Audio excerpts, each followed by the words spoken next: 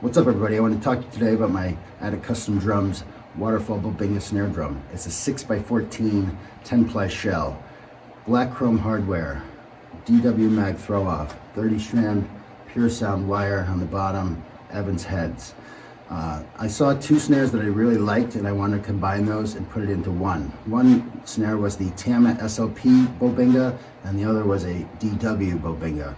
I really like the color of the DW and I like the style and the lugs of the Tama. So I decided to talk to Eric and this is what we were able to come up with. I'm very happy with this drum. I really love the way that the grain comes through. That's a beautiful Waterfall Bubinga grain. And let's demo this up